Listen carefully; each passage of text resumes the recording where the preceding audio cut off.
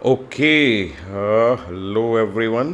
तो स्टार्ट करते हैं आज bank reconciliation statement. Okay, mainly class 11th में आता है ये।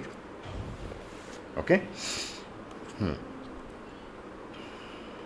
देखिए ध्यान से सुनिएगा। ये बहुत ही कंसेप्चुअल टॉपिक है।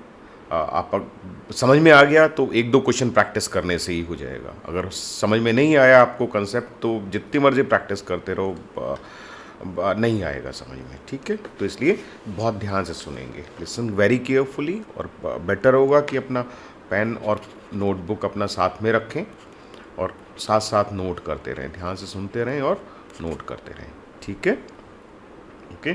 तो शुरू करते हैं। Bank reconciliation statement.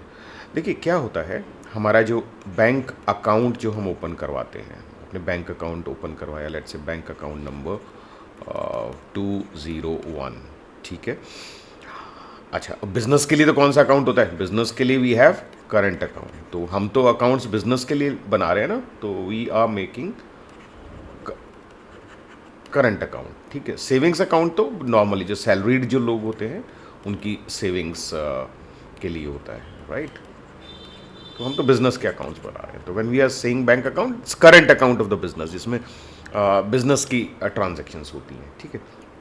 तो भी हमारा जो बैंक में खाता है वो, एक तो हम अपनी कैश बुक में, कैश बुक आपने सीखा होगा, तो हम अपनी कैश बुक में लिखते थे ना, यहाँ पे डेट, पर्टिकुलर्स, बैंक, बैंक का कॉलम होता था इधर डेबिट साइड में भी और क्रेडिट साइड में भी। ठीक है। तो इसमें एंट्री कौन करता है कैश बुक में? कैश बुक में तो हम एंट्री करते हैं, हमारा जो क्लर्क है वो एंट्री करेगा। ठीक है। और एक बैंक जो है, हम ये अकाउंट बैंक भी तो मेंटेन करता है ना अपने एंड पे। ओके। तो ऑब्वियसली अगर हमारी कैश बुक में हम कह रहे हैं कि भाई हमारे खाते में 10,000 रुपये हैं, हमारे अकाउंट में 10,000 रुपये हैं, तो बैंक से जब हम स्टेटमेंट निकालने जाएं तो बैंक में भी बैलेंस आना चाहिए। बैंक वाला भी बोले कि हाँ जी, अकाउंट नंबर 201 में 10,000 रुपये हैं, तो समझो बात ठीक है। ओके। लेकिन रियल लाइफ में ऐसा होता नहीं है, थोड़ा बहुत डिफरेंसेस आ जाते हैं, राइट। तो वो जो डिफरेंसेस होते हैं उन्हीं को शो करने के लिए we make a bank reconciliation statement. Okay. तो जितनी बातें मैंने बताई हैं अभी, ध्यान से give a pause and write down.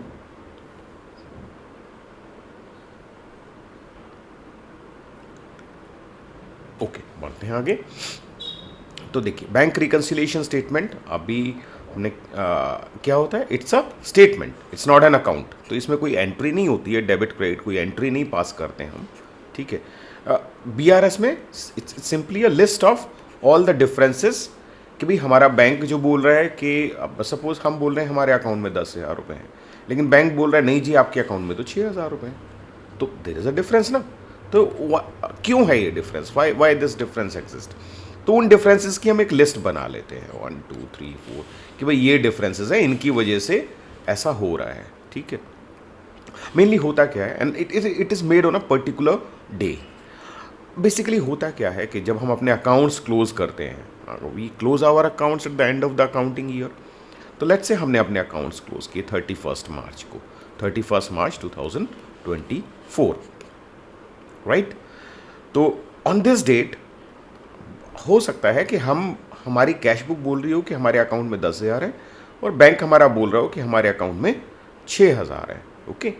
कोई भी गलत नहीं बोल रहे, we are also correct and bank is also correct. ठीक है। लेकिन on this particular day differences हैं। ओके। और ये डिफरेंसेस उस पर्टिकुलर डे पे ही हैं। ओके। हो सकता है कोई एक ऐसा चेक है कि हमने डिपॉजिट कराया था बैंक में 30 मार्च को, हमने एक 4,000 का चेक था, वो 30 मार्च को जमा कराया था बैंक में। 31 को बैंक की हॉलीडे थी, तो हमारा वो चेक क्लियर हुआ 1 अप्रैल को। ओके। तो देखिए 31 मार्च तक तो वो चेक क्लियर नहीं हुआ था, तो 31 मार्च को तो हम बोलेंगे कि हमारे अकाउंट में 10,000 है, लेकिन बैंक वाला बोलेगा नहीं जी आपके अकाउंट में 6,000 है। वो झूठ नहीं बोल रहे हैं बैंक वाले, दे आर राइट, क्योंकि वो एक 4,000 का जो चेक है वो नेक्स्ट डे क्लियर हुआ, 31 मार्च तक वो क्लियर नहीं हुआ था। ठीक है। तो on 31st March 2024 there is a difference between our cash book and the passbook. Okay, जहां के हम बोल रहे हैं हमारे अकाउंट में 10,000 है और बैंक वाले बोल रहे हैं कि आपके अकाउंट में 6,000 है। राइट, कंसेप्ट क्लियर है? अच्छा, नेक्स्ट बात कि ये बनाने की जरूरत क्यों पड़ती है, why we are making it. ठीक है, द रीजन इज कि जब हम 31st March 2024 को when we are closing our accounts, तो हम अपनी बैलेंस शीट में लिखेंगे, भाई हम बैलेंस शीट में लिखेंगे बैंक अकाउंट में हमारे बैंक में 10,000 है। ठीक है, तो अकाउंट्स के लिए तो आपने प्रिंसिपल्स में भी पढ़ा होगा ना कि हर एक ट्रांजैक्शन के लिए आपको जस्टिफाई करने के लिए you must have some documentary evidence.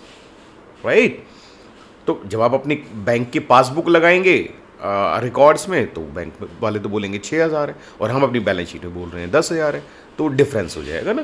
तो ऑडिटिंग में फिर अकाउंट्स की ऑडिटिंग में चेकिंग में फिर प्रॉब्लम होती है। इसीलिए अकाउंटेंट क्या करता है, BRS बना के उसके साथ अटैच कर देता है कि भाई दिस इज द रीज़न, इस वजह से हम बोल रहे हैं हमारे अकाउंट में 10,000 है और बैंक बोल रहा है कि 6,000 है, कोई गड़बड़ कुछ नहीं है, सारे जेन्युइन रीजंस हैं। Okay, right,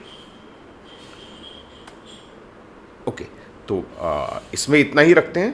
thank you. तो this covers the basic concept of BRS।